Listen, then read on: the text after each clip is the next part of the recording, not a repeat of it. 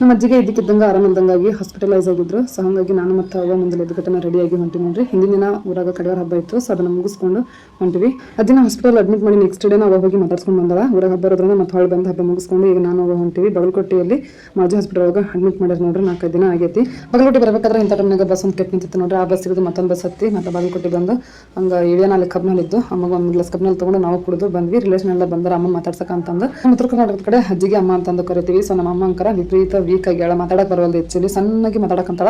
ಆಕೆ ಕಿವಿ ಹತ್ರ ಹೋಗಿ ಮಾತಾಡಿದಾಗ ಅಷ್ಟೇ ಕೇಳಿಸ್ತೈತಿ, ಅಷ್ಟು ಸ್ಲೋ ಮಾತಾಡಕಂತಾಳ. ಹಂಗ ಅಮ್ಮನ ಮಾತಾಡ್ಸಕಂತಂದ ನಮ್ಮ ತಂಗಿ ಗಂಡರ ಮನೆಯವ್ರನ್ನು ಬಂದಿದ್ರು. ಸೊ ಅವ್ರು ಇಲ್ಲಿ ಹಾಸ್ಪಿಟಲ್ ಮೊದಲನ ಚೆಕಪ್ಪಿಗೆ ಅಂತ ಬಂದಿದ್ರು. ನಮ್ಮ ತಂಗಿ ನನ್ನ ಪ್ರೆಗ್ನೆಂಟ್ ಅದರ. ಸೊ ಅದ್ರದ್ದು ರಿಪೋರ್ಟ್ ಎಲ್ಲ ತೋರ್ಸಕಂತಿದ್ರು, ಸ್ಕ್ಯಾನಿಂಗ್ ರಿಪೋರ್ಟ್. ಸೊ ಬಂದು ಮಾತಾಡ್ಸ್ಕೊಂಡು ಹೋದ್ರು ನೋಡ್ರಿ. ಅಂಡ್ ತಮ್ಮನು ಬಂದ ಈಗ ಜಸ್ಟ್ ಬಂದು ಅಮ್ಮನಿಗೆ ಮಾತಾಡ್ಸಕಂತಾನ. ಸೊ ನಮಗೆ ಏನಾಗೈತಿ ಅಂತಂದ್ರೆ ಬಾಡಿ ಒಳಗೆ ಫುಲ್ ಬ್ಲಡ್ ಕಡಿಮೆ ಆಗೈತಿ. ಜಸ್ಟ್ 5 ಪಾಯಿಂಟ್ ಐತೆ ಅಂತ. ಅಂಡ್ ಮೊದಲೇ ಇದ್ದನ ಅಸ್ತಮ ಐತಿ. ಬ್ಲಡ್ ಕಡಿಮೆ ಆಗಿರೋದ್ರಿಂದ ಅಸ್ತಮ ಜಾಸ್ತಿ ಆಗಿ ತೇಕಾಗತ್ತಿದ್ಲು.